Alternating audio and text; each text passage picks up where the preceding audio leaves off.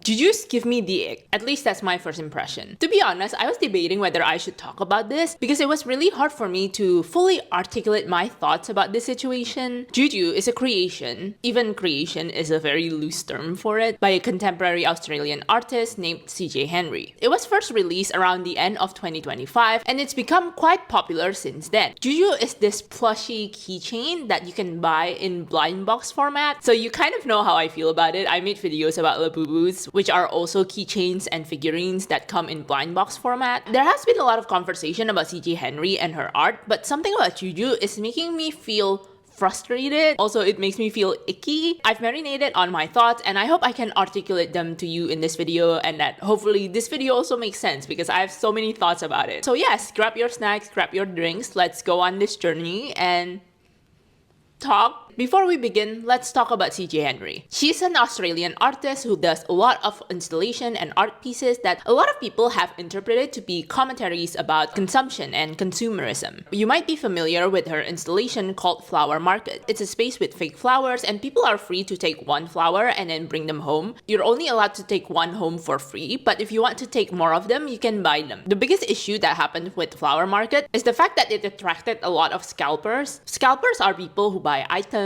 or concert tickets or even movie tickets and sell them at an upmark price, possibly because there's a lot of demand and there's not enough supply to fully satisfy everyone. So these scalpers would primarily target people with a lot of fear of missing out. You know, these people would then pay a lot of money to get these items or these tickets and experiences. In regards to the scalpers in Flower Market, CJ Henry says, it's just an outcome that happens. If it happens, then so be it. There's something really important when you create art where you let people come into your experience and let them be.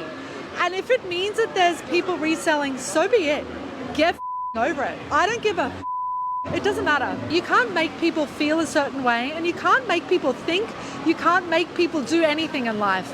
You know, people are going to come in, they're going to scalp. Some people enjoy the heck out of it. Some people follow the rules, whatever they are. We haven't set any rules and parameters. So it's like, whatever, people need to get over it. There wasn't any attempts to stop scalpers in any CJ Henry installations. Something that you can observe from CJ Henry is that she does a lot of interactive art, like she did the Flower Market, but she also does mazes and scavenger hunts, to name a few. I can tell through her penchant of including like these interactive elements in her art that she enjoys that part of storytelling through these installations. She likes getting people to do things and interact with her installation. To which I say, like, it is fun to do things like this, like it's fun to have tactile experiences with art and installations. CJ Henry's most recent work is the JUJU, which she claims to be a commentary on Labubus, or I don't know. When I was watching her interviews, it felt like sometimes she was indicating that JUJU is a commentary on Labubus, but other times it felt like she was saying that she wasn't really directly addressing Labubus through her JUJUs, but comparison is inevitable because they're both kind of similar items. Anyway, JUJUs like Labubus and Pop Mart items come in blind boxes, and JUJU is also a keychain. This JUJU is where I get the ick from CJ Henry. First of all, there is the obvious and glaring issue that JUJU was designed using AI. CJ Henry was open about this process, about how she put in the prompt on ChatGPT and waded through different versions of JUJU before landing on one. Henry said that she's not a particularly creative person and she's never designed a toy, so she turned to AI to get things done. She also said that it's one thing to generate a design on AI, but it's another to bring them to life as a physical item. To get the design manufactured also requires a lot of work, and that's where she comes in, I guess. And you know what, like, I agree, okay, like there is work in manufacturing toys, but this is also where things get paradoxical and contradicting for me. CJ Henry claimed that there's not much storytelling with Labubus and that Labubus don't have longevity. And I have an issue with the first part of the statement, and this is coming from someone who doesn't like Labubus in the first place.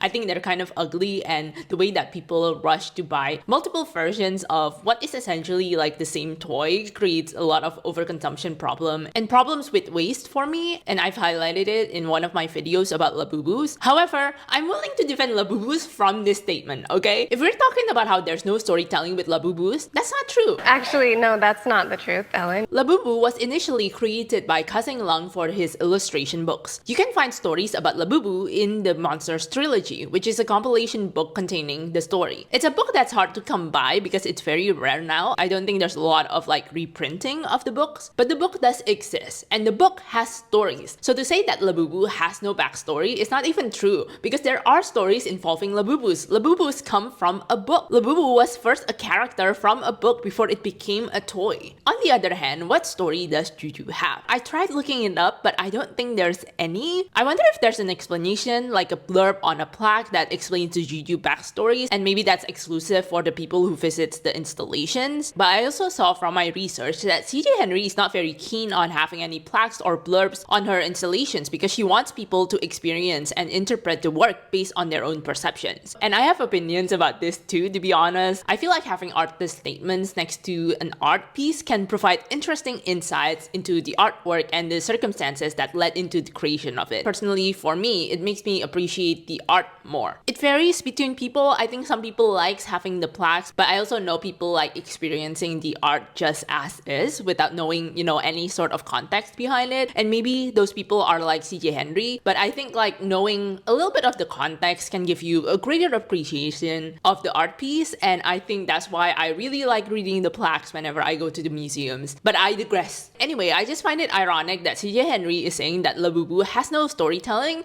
and yet, as far as I know, Juju doesn't even have a backstory. People just keep saying that it's a happier and cuter version of Labubu. I mean, to be honest, as ugly as Labubus are, I appreciate Labubu more because there is backstory about them as characters. But okay, maybe CJ Henry is not talking about like the in-universe story about the characters. Maybe she's talking about the behind-the-scenes story. But if I think about it as well, there's not really an interesting behind-the-scenes story in the creation of Juju. CJ Henry got commissioned to make a toy, and she puts in prompts onto ChatGPT and selected which result she liked best. And there's not really like an interesting story behind that. There's not really a journey into getting the final design of the Jujus. Okay, so upon further research, I found out that the proceeds from Jujus is supposed to benefit Mother's Choice, which is a local charity in Hong Kong that supports children without families and pregnant teenagers. I don't know if this was only for the initial release of the Jujus, but nonetheless, I think that is incredibly sweet and awesome, and I'll give them that. But man, the fact that Juju was created using AI is still so disappointing that I feel it taints the story. And doesn't this charity and the people it supports deserve to be supported with art made by humans? They deserve more than just AI generated keychains. I don't know, I think generating art using AI is so impersonal that it sucks the humanity out of the art. I'm just like, man, this sucks. These people deserve better. This charity deserves better. In comparison to how Kasing Lang created Labubu using his particular art style and his background of living in the Netherlands for most part of his life. Because Kasing Lang's Dutch wasn't that good, his teacher encouraged him to improve it by reading illustration books which introduced him to Nordic folklore and mythologies. Combining this newfound interest in these folklores and his interest in wuxia novels, it led to the creation of the monsters, which is the family of creatures that Labubu belongs to. Even the journey of getting to the creation of the Labubu, there's just so much there. The unique lived experience of one person informs so much of the design of Labubus. Compare that to the story of CJ Henry being approached to create a toy, and then she put in a prompt on ChatGPT. To defend her use of AI in the process of this, she did say that she often used technology in her art, but I mourn the fact that CJ Henry's instinct wasn't to collaborate with another artist, especially considering the harm in using AI not only for the environment, but also in terms of the way it steals from artists, particularly smaller artists. I would assume being an artist herself, she would be more conscious and wary about this. And I think there could also be a fun behind the scenes journey and interesting story coming from a collaboration. So I don't understand why she doesn't just work with another person in the creation of this toy and the experience. Like she can work on the installation, whereas somebody else can help in the creation of the Jujus themselves. But okay, giving her another benefit of the doubt, if it's not the backstory of the characters that she's talking about, or it's not the behind the scenes story in the creation of the character, is she talking about another form of storytelling? I was wondering if she was talking more about the storytelling in terms of the exhibitions. Like with Juju World, there's this installation people can interact with before they purchase a Juju. But I also think that this statement doesn't ring true either, because have you seen see in the bigger Pop Mart stores, it doesn't look like normal brick or mortar stores. There are sculptures, statues, there are screens, there are many things in the store. There is a lot of thought and consideration put into the architecture. So there's a little bit of storytelling when you go into these stores. The designers probably understand that people want the experience of going into the store and they want something that is Instagram worthy, I guess. So when you go into these stores these days, it feels like you're going into a theme park store. And I think there's also a lot of thought that goes into the creation of stores in general. When I was learning marketing, there's a lot of like psychology of the way that you place things, of the way that you create the flow of the store itself, where people will go, and how the intention is to get them to go through each parts of the store. To say there's no storytelling within stores,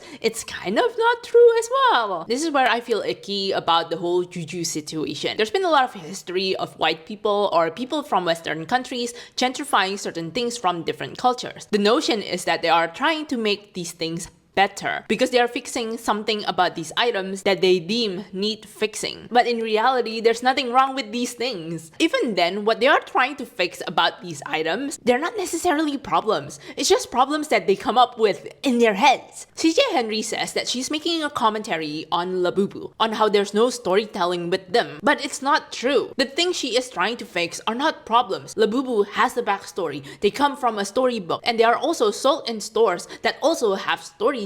And also, like, I think that Labubus do look ugly, and a lot of people would agree with me, but I also feel like the ugliness informs their uniqueness as well. Like, I think if you try to sand down the edges of the Labubus, trying to make them look cuter, it'll just lose its characteristic of being Labubus. They'll just be like, I don't know, another Sanrio character. And I think Labubus themselves, even though I find them ugly, I do think there's something with the uniqueness of the way that they look, and I appreciate that they look a certain way. They have a very unique look, even though I'm not particularly keen on the way they look. This whole JUJU thing just reminds me of that boba tea controversy from Dragon's Den. Anyone remember that? There's this business that claimed they were trying to make bubble tea better and healthier, and Simu Liu was one of the judges, and he was like, actually, the things that you are trying to fix, the concerns that you are bringing up with bubble tea, those are not problems that you need fixing. You are fixing a problem that wasn't even there. They just want to take something from a different culture and gentrify them and make them palatable for the mainstream, completely removing what it is that makes these things special. It just feels like they're stealing something from a different culture for their own profit and benefit, and they want the credit of improving these things when, again, like, what are they even trying to improve? You're just taking the unique identity of these items. But you know what? Okay, like, plushie keyrings are not necessarily an Asian thing. There's a lot of people who make plushie keyrings. It's not like something that is culturally very ingrained within the Asian culture. But I still feel weird about CJ Henry because a part of me feels like she is becoming what she is parodying or making a commentary out of. To illustrate my point, let me talk to you about The Boys. The show is a superhero show that is also a commentary about the superhero hype train, the Hollywood culture, and also about America. However, while I do think that they still make good commentary, they also still fall victim into making the same mistakes of what they were parodying. For example, they were making fun of the multiple spin-offs of the superhero genre while they also have spin-offs. And I feel like CJ Henry is getting close to doing the same thing. She did one release of JUJU, but then she's releasing another line of JUJU. Is she making a commentary on the way that Labubus sell different versions of the same Labubus? Like, there's a base model of Labubus, but then they switch up the accessories. Is she making a commentary on those practices? Or did she notice the popularity of the JUJUs and decided to capitalize on the demand? On the page of the newest release of the JUJUs, it said, "We don't want everyone to have a JUJU. Once this series is sold out, they will never be made again." But is this true, or is this just a ploy to incite panic buying? I hope that she sticks true to what she is saying on the website, because then I will still feel like she is trying to make a commentary on Labubus. Even then, releasing 2 versions of JUJU is already making me raise my eyebrows. It somewhat feels like she's cashing in on the popularity and she just wants to make more money. I don't want to be mean, but there is a reason that I am saying this. I need you to watch this video of her. Am I allowed to swear? No.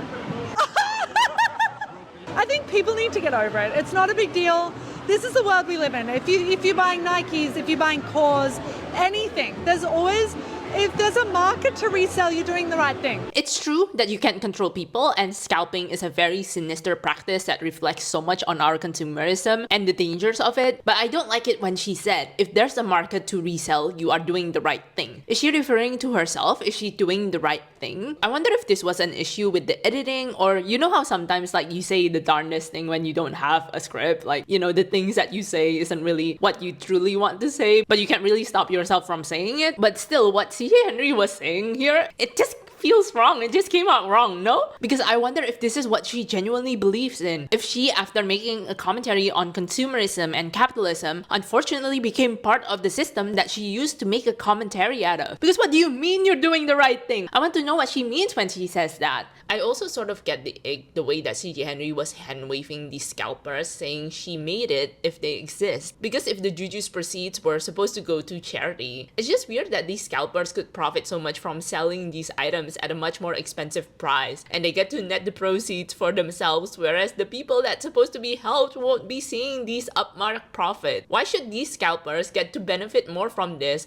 than the people the charity is trying to help? CJ Henry is right that you can't control people and their behaviors, but I don't know, something in me wishes she would try, especially because it's not like this is the first time that scalpers have targeted her items. Like, there have been cases of scalpers with flower market, but again, because this is specifically for a charity, a part of me sort of wish that she would place some regulations so that the priority can be on helping this charity. But I don't know if I'm being too idealistic about this, because I mean, like, the scalpers did pay, so technically the charity will still get the money. But I don't know, it's just like, it just feels wrong that these scalpers get to benefit more from something that is supposed to be a noble cause. Am I crazy? The thing is, I don't mind artists selling products made from their artwork. I follow artists like Uncomfy and Omipon, and they sell their art as keychains and other items as well. But it's not like they were saying that, hey, I'm making a commentary on consumerism, but then they still create an environment where they enable and encourage these behaviors. They have a different thesis for their art. They want to bring comfort to people through their creation, and their thesis is different in comparison to CJ Henry. But I also don't want to be mean and be like, you cannot make money from your art, because I do believe that there is a balance of being able to make meaningful art while still also being able to make money from them, because I don't want people to be starving artists. I don't think artists should be starving, and I don't think people, in order to be considered good artists, should not financially be compensated for their work. So I don't want to go to CJ Henry and be like, no, you cannot make money from your work. But then again, I also wonder, were we the ones who imposed this idea that CJ Henry is an artist that makes commentary about capitalism and consumerism? Is this something that she truly wanted to achieve with her art, or did myself, we as a society, or the press, or the critics impose this idea and thesis onto her? Because again, remember, she doesn't particularly like attaching her artist statement to her art. So I wonder, were we the ones to impose this idea about her creation